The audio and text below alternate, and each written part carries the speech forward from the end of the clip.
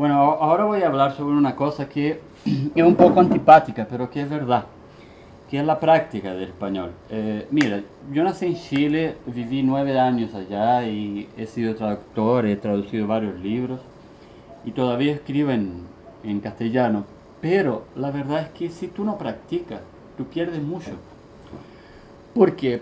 Porque las lenguas, por ejemplo, la lengua portuguesa, el portugués y el castellano son muy parecidos aparentemente. Entonces, si tú dejas de practicar, tú empiezas a perder algunas costumbres y algunas reglas y también estructuras que parece que son las mismas, pero no son.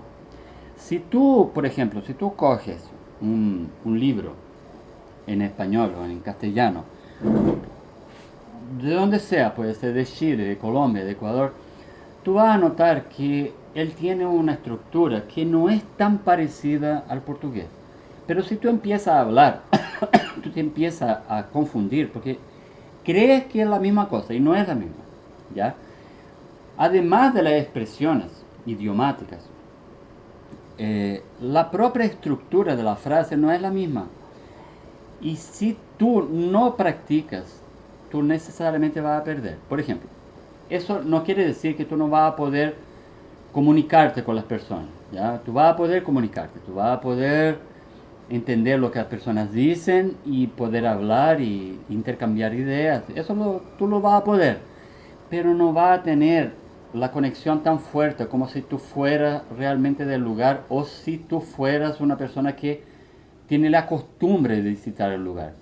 Por ejemplo, una cuestión que se pierde, las conjugaciones, la idea de si las palabras son masculinas o femeninas, eh, algunas letras en el medio de la palabra, por ejemplo, femenina o femenina.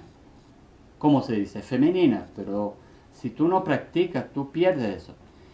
¿Y practicar qué es? Practicar es leer, escuchar, cantar también y hablar. ¿Cómo vas a hablar si tú no tienes un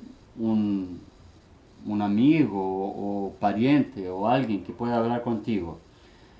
Bueno, ahí tú te tienes que arreglar porque eh, no es tan simple mantener la práctica del castellano sin hablar con alguien que sea del lugar. Yo soy una persona que puede hablar con las personas y podemos hablar incluso por Hangout o podemos hablar por Skype y yo me dispongo a eso. O sea, ahora que empiezo a dar clases de español, de castellano, claro que yo voy a hacer eso y la persona va a entender que la práctica es importante. Y como los medios hoy día son muy avanzados, nosotros podemos hablar con muchas personas de muchos lugares y eso no es tan difícil. Al contrario, es bien fácil. Bueno, este pequeño audio fue para decirles a ustedes que no basta en español o en castellano para quien nace en Brasil o en otro país de lengua portuguesa. No basta aprender la gramática o aprender las conjugaciones o aprender expresiones idiomáticas o saber cuáles son los falsos amigos, o sea, palabras que parecen las mismas y que no son las mismas.